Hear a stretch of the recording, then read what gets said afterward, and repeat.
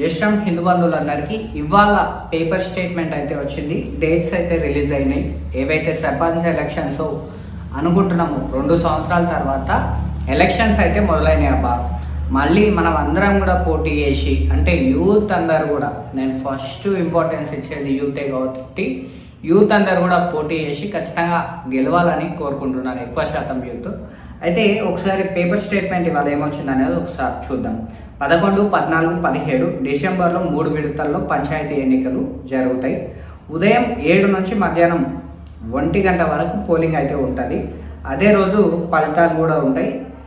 Schedule కూడా విడుదల చేసిండ్రు. రేపటి నుంచి తొలి విడత నామినేషన్ల స్వీకరణ, అంటే ఫస్ట్ విడతలనే నామినేషన్లు అయితే తీసుకుంటారని చెప్తున్నారు. తెలంగాణలో గ్రామ పంచాయతీ ఎన్నికల నగారా మోగింది. 3 విడతల్లో డిసెంబర్ 11 తారీఖు ఒకటి, 14 తారీఖు ఒకటి, 17 తారీఖు ఒకటి ఈ తేదీల్లో నిర్వహించేందుకు రాష్ట్ర ఎన్నికల సంఘం మంగళవారం షెడ్యూల్ అయితే విడుదల చేసింది. ఉదయం 7 నుంచి మధ్యాహ్నం 1 వరకు పోలింగ్. అదే రోజు 2 గంటల నుంచి ఓట్ల లెక్కింపు. ఫలితాల వెల్లడిలో పాటు ఉప సర్పంచ్ ఎన్నికను సైతం నిర్వహిస్తారు అని చెప్తున్నారు. అయితేనంటే ఉప సర్పంచ్ని కూడా అదే రోజు ఎన్నుకుంటారు అనేది మామూలుగా చెప్తున్నారు. అయితే నా ఒపీనియన్, యూత్ అందరికి ఒక యువతగా నా ఒపీనియన్ ఏందనేది, గ్రామాలలో నేను చాలా వరకు ఎన్నో సంవత్సరాల నుంచి చాలా సమస్యల్ని పరిష్కరిస్తూ ఆ సమస్యల్ని ఎదుర్కొంటున్నాను కాబట్టి ఎలా ఉంటుంది, ఎవరిని గెలిపించుకుంటే బాగుంటుంది, ఎలాంటి వాళ్ళని పక్కకు పెడితే బాగుంటుంది అనేది మాత్రం నా ఒపీనియన్ చెప్తాను. మీ ఒపీనియన్ కూడా కామెంట్ రూపంలో తెలియజేయండి. ఈ వీడియో ఇంకో 10 మందికి పంపించండి, ఎందుకంటే లెంతీగా మాట్లాడినా కూడా మెయిన్ ఇంపార్టెంట్ పాయింట్స్ మాత్రమే మాట్లాడతాను. అయితే ఫస్ట్ గ్రామాలలో యువతకు అవకాశం ఇవ్వాలి అన్నది నా ఆలోచన. చాలామంది ఆలోచన కూడా యువతకే అవకాశం ఇవ్వడానికి ప్రయత్నం చేయండి. గ్రామాలలో ఏముంటుందంటే, వాడు గోదాంత ఉంటాడు, పిల్లగాడు ఉంటాడు, వానికి సర్పంచ్ని చేసి వాని కింద మనం వినాలా, వాడు చెప్తే మనం మూనుగాలనా అని ఇట్లా అంటుంటారు. కానీ యువతకి ఇస్తే ఏమవుతుందంటే ఉడుకు రక్తం ఉంటుంది. గ్రామాలలో ఏ పని చేయాలన్నా కూడా చేస్తారు.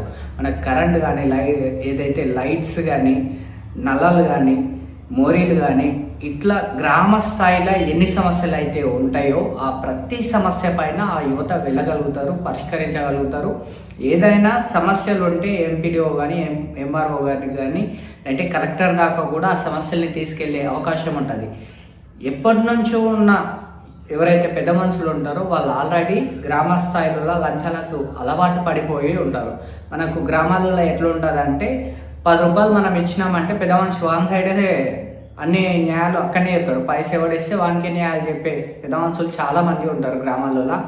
ఆ పెద్ద మనుషులకు బలి కాకూడదు అంటే కొత్తగా వచ్చిన యువతకు అవకాశం ఇస్తే ఏంటంటే వాళ్ళకి ఇంకా రాజకీయాలు అప్పట్లో, అంటే ఈ చెడు రాజకీయాలు అప్పటికి రావు కాబట్టి ఏం చేస్తే బాగుంటుంది, మనం ఫస్ట్ ఒకసారి అడుగు పెట్టినాం, ఎలా చేస్తే బాగుంటుంది, గ్రామాన్ని ఎలా మార్చుకోవాలనే ఉంటుంది.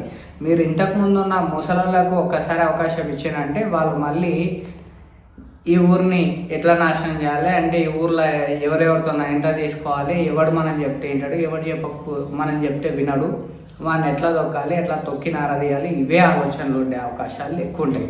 అట్లా అని అంత గ్రామం మొత్తం, అంటే చాలా గ్రామాల్లో అలాంటి ముసలోళ్ళే ఉన్నారు.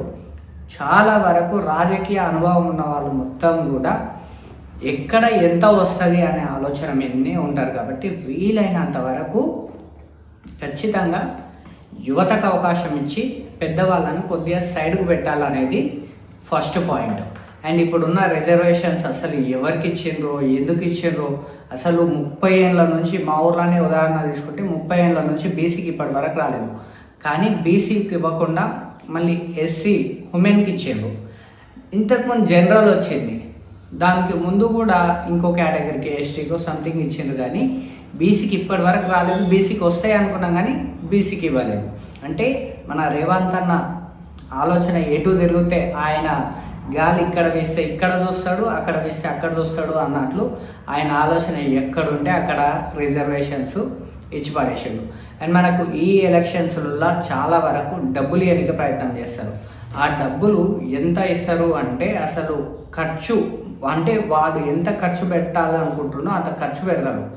ఎంత సంపాదించాలి అనుకుంటున్నో అంత సంపాదించడానికి ప్రయత్నం చేస్తాడు. అది ఎప్పుడు సంపాదిస్తాడంటే గెలిచిన తర్వాత సంపాదించే ప్రయత్నం చేస్తాడు. కాబట్టి మీరు ఒక్కటే గుడ్డిగా గుర్తుపెట్టుకోవాల్సింది ఏంటంటే వాళ్ళు మీకు ఖర్చు పెడుతున్నారు అంటే రేపు సంపాదించుకోవడం కోసమే ఖర్చు పెడుతున్నారు అనేది గుర్తుపెట్టుకోవాలి. అరే డబ్బులు ఇచ్చిండ్రు కదా, మాకు చీరలు ఇచ్చిండ్రు కదా, మంది ఇచ్చిండ్రు కదా, లేదంటే ఇంకోటి ఇచ్చిండ్రు కదా, మాకు ఇంకో దానికి సాయం చేస్తారు కదా అని మీరు ఓట్లు వేసిండు అనుకోండి, ప్రస్తుతం సాయం చేసిన దానికి ఓట్లు వేసిండు అనుకోండి, మీ పిల్లల భవిష్యత్తు మొత్తం ఖరాబ్ అయిపోతుంది. ఒక్క ఊర్లో ఒక్క సర్పంచ్ మారితేనంటే, ఒక్క సర్పంచ్ సరైన వ్యక్తి ఉంటేనంటే ఆ గ్రామం మొత్తం మారుతుంది. అదే ఆ గ్రామంలో సర్పంచ్ సరైన వాళ్ళు లేకుంటేనంటే ఆ గ్రామం మొత్తం నాశనం అవుతుంది. మీరు ఒక ఉదాహరణ చూడండి. ఒక ఊర్లో ఒక చిన్న రోడ్డు ఉంటుంది, ఆ రోడ్డు పైన ఒక మేజర్ గుంత ఉంటుంది. ఆ గుంతలో ఎప్పుడు బండి కానీ ఏదైనా బైకు ముందర టైర్ పోయి పడ్డా కూడా ఎవరో యాక్సిడెంట్ అయ్యి కింద పడతారు అని చెప్పి ఎవరో నాలాంటి యువత మళ్ళీ సర్పంచ్ కంప్లైంట్ చేస్తే, ఆ సర్పంచ్ మంచోడు అయితే దెబ్బనంటే చేపించింది అనుకో, మంచోడు కాకుండా పోతే పోని పాటు ఆ గుందల వాడి ఎవరు చేస్తాడు అని చెప్పి నెగ్లిజెన్స్ చేసిండు అనుకుందాం. ఏదో ఒక రోజు ఎవరో గ్రామానికి సంబంధించిన వ్యక్తి స్పీడ్గా వస్తునో, లేదంటే చూసి చూడకనో, లేదంటే మధ్య దాగి వచ్చి సడన్గా ఆ గుంతలనే బైక్ ముందర టైర్ పడి, అంటే స్పీడ్గా వస్తూ ఆ గుంతల ముందర టైర్ స్పీడ్గా వస్తూ ఆ గుంతల టైర్లు పడి ఎక్కడన్నా పక్కకు పడి ఆ మనిషి చనిపోయింది అనుకో, అక్కడ ఆ మనిషే పెద్ద దిక్కు అనుకో కుటుంబానికి, మొత్తం ఆ ఫ్యామిలీ మొత్తం రోడ్డు మీదకి వచ్చినట్లే కదా. అక్కడ ఆ సర్పంచ్ పట్టించుకొని రోడ్డు వేయించునుంటే అక్కడ ఒక ప్రాణం అనేది పోకుండా ఉండేది, ఒక కుటుంబం అనేది రోడ్డు మీద పడకుండా ఉండేది. కాబట్టి ఇలాంటి ఉదాహరణలు మీరు గ్రామ స్థాయిలో పోతే చాలా వరకు మనకు కనిపిస్తాయి. అండ్ రేపు ఎలక్షన్స్లో ఎవరన్నా మేము పోటీ చేస్తున్నాము అంటే డబ్బులు వస్తే ఖచ్చితంగా తీసుకోండి, కానీ వాగ్దానం కూడా అట్లే తీసుకోవాలి. ఒక అగ్రిమెంట్ రాపించుకోండి, మేము ఇది చేస్తామని ఏదైతే వాగ్దానాలు చేస్తారో ఆ వాగ్దానాలకు అగ్రిమెంట్ ఖచ్చితంగా బాండ్ పేపర్ మీద అగ్రిమెంట్ తీసుకొని రేపు ఆ వాగ్దానం నెరవేర్చకపోతే మీ ఆస్తులు కూడా జప్తు చేయడానికి అవకాశం ఉంది అని చెప్పి వాళ్ళు వీలునామాలో పూర్తిగా క్లియర్గా రాసే విధంగా మనం మొత్తం ఎంట్రీ వేయించి వాళ్ళతో సంతకాలు మనం చేయించుకుంటేనంటే మనకు కూడా గ్యారంటీగా ఉంటుంది. రేపు పొద్దుగాల మనం అనుకున్న ఎజెండా అంటే ఆ వచ్చిన సర్పంచ్ మంచోడు కానీ చెడ్డోడు అయితే కూడా మనం ఆస్తులు జప్తు చేయడానికి ఆయన్నే పర్మిషన్ అన్ని అగ్రిమెంట్ల మీద సంతకాలు చేస్తాడు కాబట్టి మన గ్రామాన్ని మనం మార్చుకోవడానికి వస్తుంది. లేదంటే వచ్చిన వ్యక్తిని చెడ్డవాడైనా సరే అడిగి పని చేయించుకోనికి వస్తుంది, ఆయనకు కూడా భయం ఉంటుంది. కాబట్టి వీలైనంత వరకు ఏ గ్రామంలో అయినా సరే విత్ బాండ్ పేపర్లతో అగ్రిమెంట్ రాపించుకోండి. వాళ్ళకున్న ఆస్తులు కూడా రేపు పొద్దుగాల జప్తు చేయడానికి అవకాశం ఉంది అభివృద్ధి చేయకపోతే అని చెప్పి క్లియర్గా మెన్షన్ చేయించి రాపించుకుంటేనంటే వచ్చే వ్యక్తులకు భయం అనేది కూడా ఖచ్చితంగా ఉంటుంది. అండ్ ఎట్లాంటి పరిస్థితుల్లో అయినా సరే కొన్ని పార్టీలకు అస్సలు వేయకండి. నా రిక్వెస్ట్ ఏంటంటే ఇప్పుడున్న కాంగ్రెస్ ప్రభుత్వం చాలా వరకు జనాల్ని మోసం చేసింది. గ్రామ స్థాయిలో అన్ని వర్గాల వాళ్ళని కూడా మోసం చేసింది. దాదాపు కొన్ని లక్షల కోట్లు అప్పు మీదనే ప్రభుత్వాన్ని నడుపుతుంది ఇప్పటి వరకు కూడా. ఆ అప్పు మొత్తం కూడా మళ్ళీ మనమే భర్తీ చేయాలి. మీరు రీసెంట్గా ఇప్పుడు ఇచ్చిన రీసెంట్గా అంటే సర్పంచ్ ఎలక్షన్ల కోసం పంచిన చీరల మీదనే 480 కోట్ల అప్పు చేసింది. ఆ 480 కోట్లు మళ్ళీ ఎవరు కట్టాలంటే మనమే కట్టాలి. ఈ ప్రభుత్వాలు చెప్పుకునేది ఎలా చెప్పుకుంటాయి, గొప్ప చెప్పుకుంటాయి, మేము ఇస్తున్నాం మేము చేస్తున్నాం అని అంటాయి, కానీ తర్వాత మోయాల్సిన బాధ్యత భారం మొత్తం మన మీదనే ఉంటుంది. కాబట్టి వాళ్ళు ఉచితాలు కానీ లేదంటే ప్రజలపైన ఇవన్నీ నెట్టడానికి ప్రయత్నం చేస్తుంటారు. కాబట్టి అట్లాంటి పార్టీలకు వేస్తే ఇప్పుడు ఏదైతే ఈ ఎమ్మెల్యే ఎంపీ ఎలక్షన్స్లో హామీ ఇచ్చి మొత్తం మర్చిపోయిండ్రో ఈ సర్పంచ్ ఎలక్షన్స్లలో కూడా అట్లే అవుతాయి. గ్రామ స్థాయిలలో ఖచ్చితంగా మీకు నమ్మకున్న వ్యక్తికి వేయని, కానీ కాంగ్రెస్ వ్యక్తులు మొత్తం ఎమ్మెల్యేలు ఎంపీలు వాళ్ళే ఉన్నారు, ఇప్పుడు కాంగ్రెస్ వాళ్ళకి వేయకుంటేనంటే మనకు ఏవి రావు అని అస్సలు అనుకోకండి. ఎందుకంటే కేంద్రం నుంచి వచ్చే డబ్బులు డైరెక్ట్గా అకౌంట్స్లలో పడతాయి. చాలా వరకు మనకు డైరెక్ట్గా అకౌంటింగ్కే పడతాయి. ఏదైనా ఫండ్స్ కూడా కరెక్ట్గా మనం ప్రశ్నించి మన విషయాల్ని మనం కరెక్ట్గా చెప్పగలిగి బయటికి వ్యక్తపరచగలిగితే ఏ ఎమ్మెల్యేనైనా మనకు పని చేయకపోతే వాళ్ళ మనసులకు పనిచేస్తున్నారు, మా మనసులకు పనిచేస్తలేదు అని చెప్పి సోషల్ మీడియా పరంగా కూడా బహిర్గతం చేస్తానంటే కొన్ని పనులు అయ్యే అవకాశాలు ఉంటాయి. భయపడకుండా ప్రస్తుతం అధికారానికే కాకుండా ఏ పార్టీకి వేసినా కూడా నష్టం అనేది ఏం లేదు. మళ్ళీ చెప్తున్నా, అది సెంట్రల్ నుంచి వచ్చే ఫండ్స్ డైరెక్ట్ అకౌంట్స్లో పడతాయి, గ్రామ పంచాయతీ అకౌంట్స్లో పడతాయి. వీళ్ళ జేబులలో ఏం పడవు. కాబట్టి ధైర్యంగా మీకు నచ్చిన వ్యక్తి, ఏ పార్టీకి సంబంధించిన వ్యక్తి అయినా సరే ఖచ్చితంగా వేయడానికి ప్రయత్నం చేయండి. ఇంకోటి ఏంటంటే, గ్రామ స్థాయిలలో ఇంతకుముందున్న పెద్ద మనుషులు ఉంటారు, కొన్ని తప్పుడు కేసులు పెట్టడం కానీ, ఎవరైనా ప్రశ్నిస్తానో లేదంటే మాట్లాడితేనో వాళ్ళ మీద ఉన్నాయి లేనివి క్రియేట్ చేసి వాళ్ళ మీదకి గొడవ పంపించడము, ఇట్లాంటి పెద్ద మనుషులు ఉంటారు.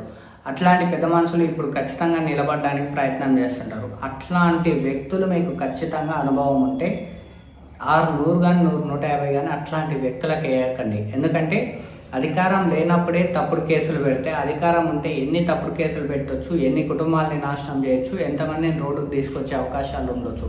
కాబట్టి అలాంటి వ్యక్తులకు మాత్రం అస్సలు ఓట్లు వేయకండి, సపోర్ట్ చేయకండి. సపోర్ట్ చేస్తే మీ గ్రామ భవిష్యత్తును మీరే నాశనం చేసుకున్నట్టు అవుతుంది.